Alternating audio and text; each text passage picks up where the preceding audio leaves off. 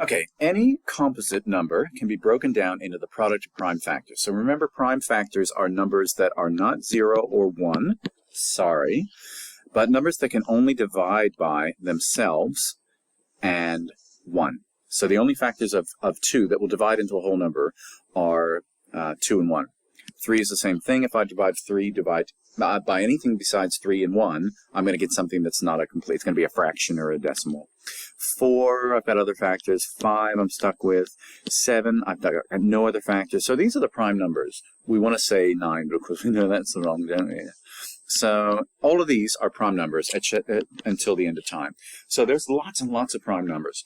But the vast majority of numbers are composite numbers, and we can express them using a factor tree and find the prime factors of a number, including the factors that we use again. So the bigger the number gets, we're going to find that there may be a couple of times we multiply by 2 or 3.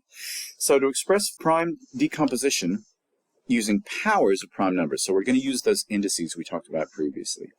Every composite number can be expressed as a product of its prime factors.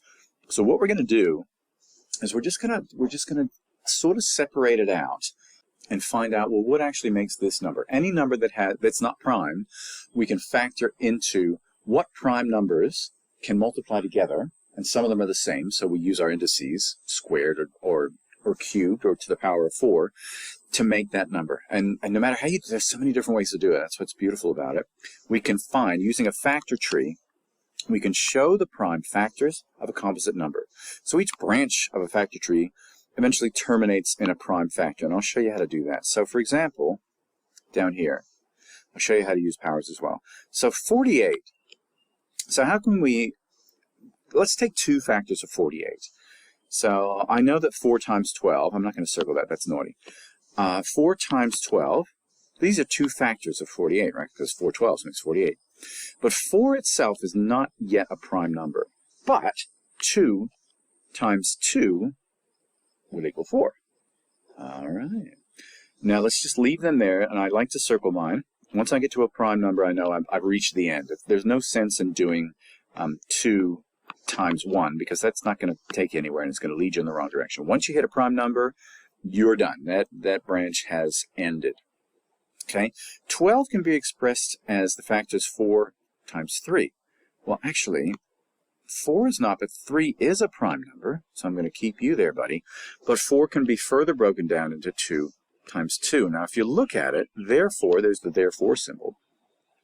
48 can be expressed as 2 times 2 times 2 times 2 times 3. And how many times did we do times 2? There's 4 2's there, so we do 2 to the power of 4 times 3. As weird as that looks, that's how you take the number 48 and express it as prime factors. Doesn't matter which pair of factors you choose to start a factor tree, the result will always be the same. It's amazing. And it's conventional to write the prime factors in ascending order. That means we start with the lowest.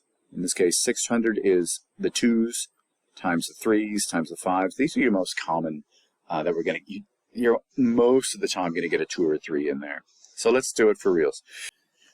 Let's go with one of the more obvious starts. So I know that 60 is 6 times 10. So those are 2 factors of 60. 60 is 6 times 10. They're equal to each other. So if either of these were prime numbers, I could stop, but they're not, because I can divide 6 into 2 other factors of 2 times 3, because 2 times 3 is 6. Well, as it happens, both 2 and 3 are prime numbers, so I'm done. I can't do any more than that. If I did 2 times 1, that's meaningless, because it's just going to give me the wrong information. 10 is a product of 2 and 5, and as it happens, 2 and 5 are both prime numbers. So therefore, those 3 little dots mean therefore, 60 is equal to 2, I'm going to put them in order, times 2 times 3 times 5. So that's the prime number. Those are the prime factors of 60. But it's even better to say 2 times 2 is 2 to the power of 2 times 3 times 5. Look how succinct that is. Let's go another way and do the same thing. There's many ways to do this. I'm going to start with a prime number. I'm going to start with 2, because I know 2 30s, 2 times 30, will make 60. So I've got my first 2 already.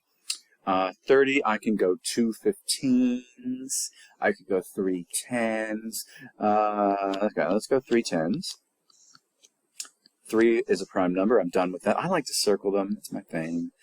And then with 10, I've cut 2 and 5.